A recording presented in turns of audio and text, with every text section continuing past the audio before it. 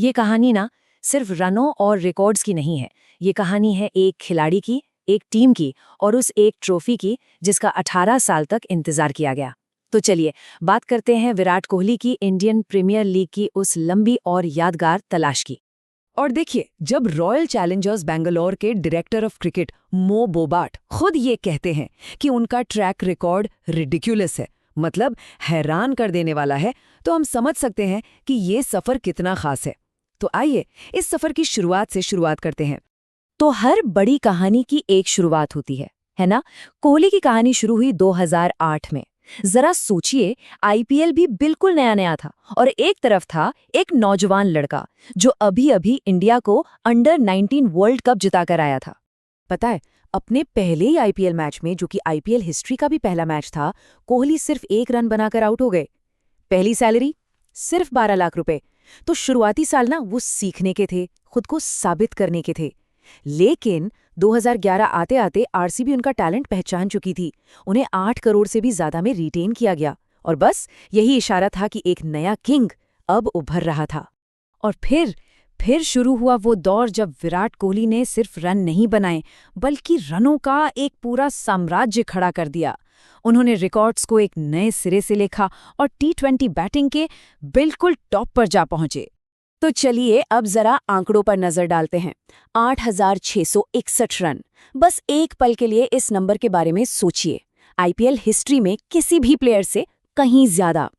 ये सिर्फ एक नंबर नहीं है, ये 18 साल की कंसिस्टेंसी, कड़ी मेहनत और रनों की उस भूख का सबूत है जो कभी खत्म ही नहीं हुई। और बात सिर्फ रन जोड़ते जाने की नहीं थी, बात थी बड़ी मैच विनिंग इनिंग्स खेलने की। 8 सेंचुरीज, 8। आईपीएल में किसी और के नाम इतने शतक नहीं हैं। इससे साफ पता चलता है कि जब कोहली का बल्ला चलता था ना, तो वो 50 पर नहीं रुकते थे, सीधा 100 बनाते थे। और अगर हम बड़ी इनिंग्स की बात कर ही रहे हैं, तो 2016 के सीजन को भला कौन भूल सकता है। वो साल टी20 हिस्ट्री में किसी भी बल्लेबाज का अब तक का सबसे बेहतरीन परफॉर्मेंस माना जाता है।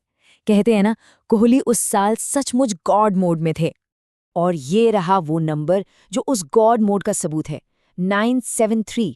एक सीजन में लगभग 1000 रन, मतलब टी20 क्रिकेट में तो ये सोचा भी नहीं जा सकता। उस साल उन्होंने 81 की एवरेज से 4 सेंचुरीज लगाई थीं और उनमें से एक सेंचुरी तो तब आई जब उनके हाथ में स्टिचेस लगे हुए थे। ये सिर्फ स्किल नहीं था, ये जुनून था, दीवानगी थी। और ये टेबल उस कहानी को और साफ कर देता है। उनके टॉप 4 हाईएस्ट स्कोर्स में से तीन उसी कमाल के 2016 सीजन में आए थे। इससे साफ है कि उस साल वो किसी अलग ही लेवल पे खेल रहे थे, बिल्कुल अनस्टॉपेबल। लेकिन हर कहानी में एक ट्विस्ट होता है। इस चमकती हुई कहानी में भी एक मोड़ था। देखिए, एक तरफ उनकी पर्सनल सक्सेस के पहाड़ थे, तो दूसरी तरफ एक गहरी खाई, टीम की नाकामी की। कोहली एक ऐसे किंग थे जिनके पास सब कुछ था, बस वो एक ताज नहीं था।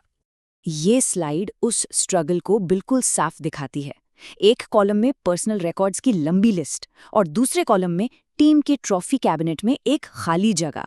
और ये जो अंतर था ना, ये हर सीजन के साथ और गहरा होता जा रहा था। और इस इंतजार को और भी मुश्किल बना रहे थे उनके अपने साथी खिलाड़ी। एक तरफ एमएस धोनी, दूसरी तरफ रोहित शर्मा। दोनों ने अपनी अपनी टीमों को कई बार चैंपियन बनाया था। इससे कोहली और आरसीबी पर प्रेशर और बढ़ गया। सवाल उठने लगे थे कि क्या ये किंग कभी अपना किला जीत पाएगा।